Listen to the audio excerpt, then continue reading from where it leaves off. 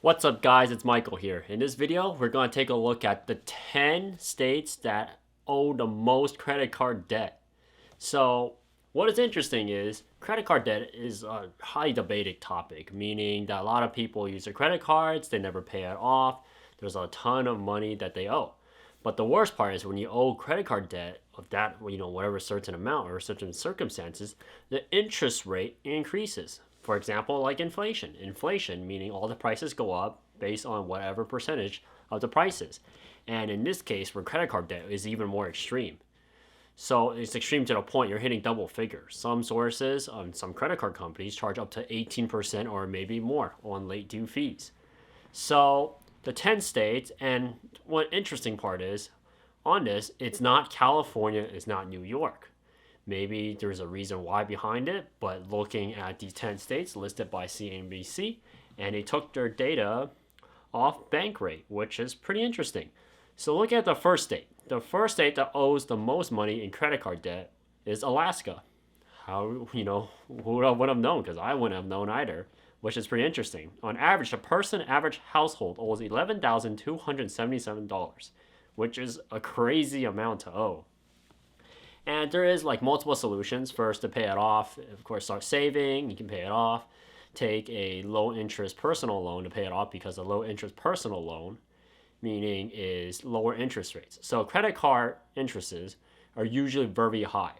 And what they suggested is to take a personal loan, which is interest rates are a lot lower, which in the single digits compared to double digits, which makes more sense. At this point, you're trying to get out of the debt. And you have other one include some type of money borrowing to lower interest rates, like opening up another credit card that's lower interest rates to pay off the current credit card.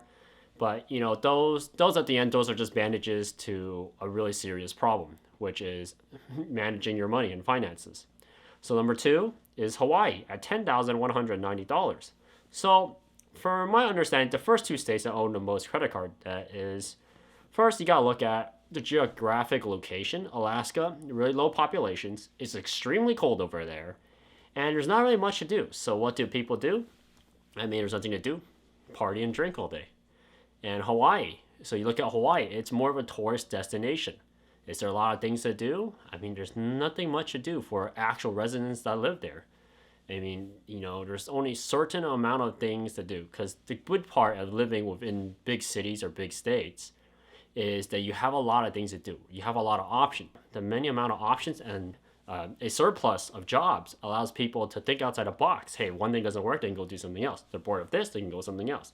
In those cases, these two don't have too much, which I'm guessing that was a result, because they didn't list why these people got these type of credit card debt. There could be a lot of reasons, but it's based on their survey from Bankrate.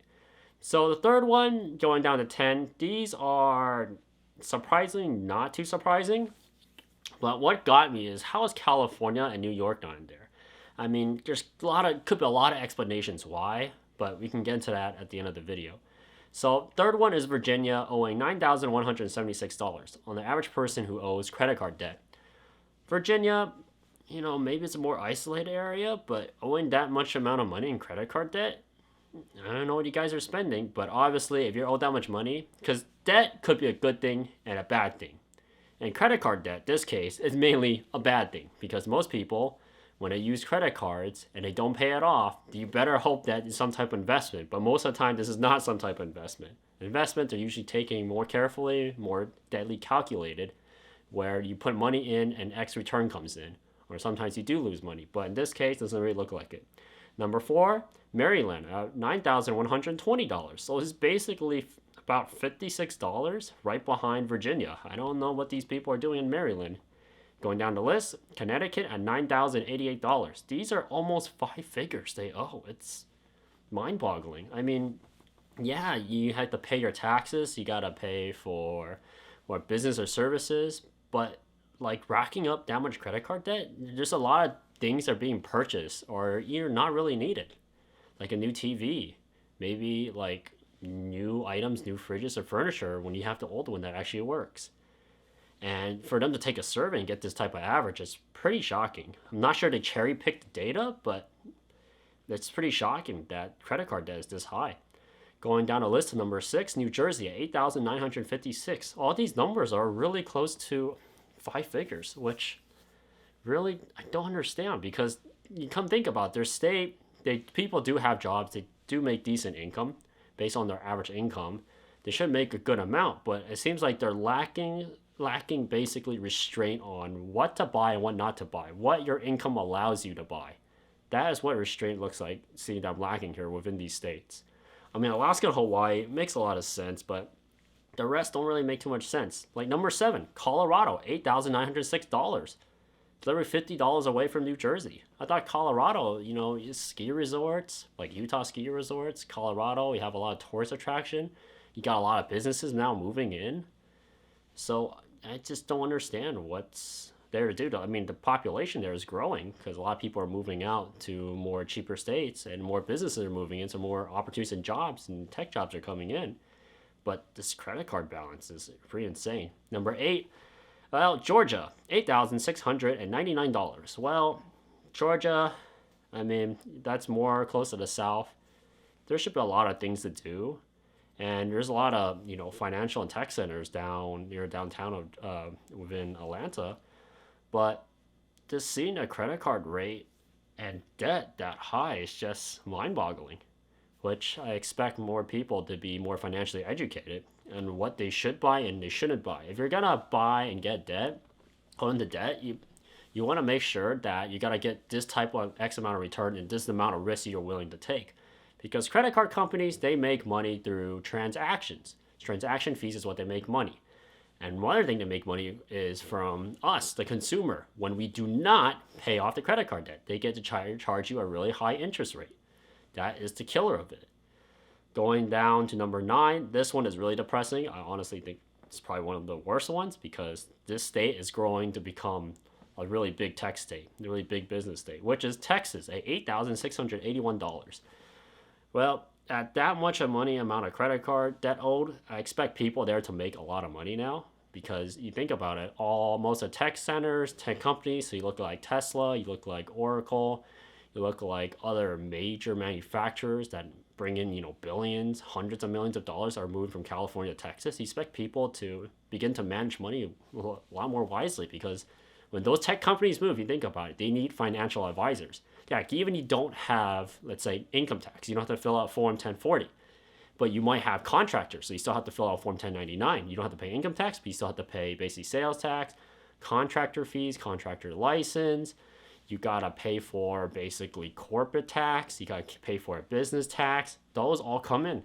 So I expect Texas to probably get out this list maybe within like the next 5 years because you have more financial advisors coming in over there and start, educating people. And when you educate people more about financial education, it will spread to other places and it'll teach people what to buy and what not to buy.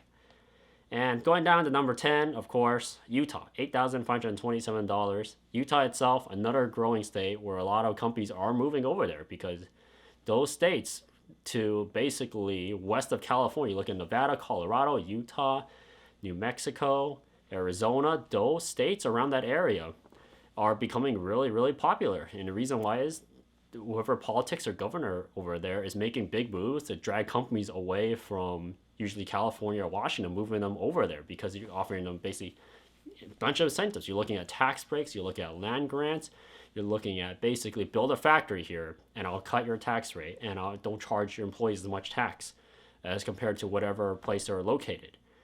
So to break away this credit card debt, it's good and it's bad. Mainly, a lot of people see it as bad because most of the times they overspend what they don't have. If you make X amount of dollars, like $100,000, you shouldn't be buying like a brand new Tesla every other year because that costs like basically half your income. Then what are you going to do with the rest of your income?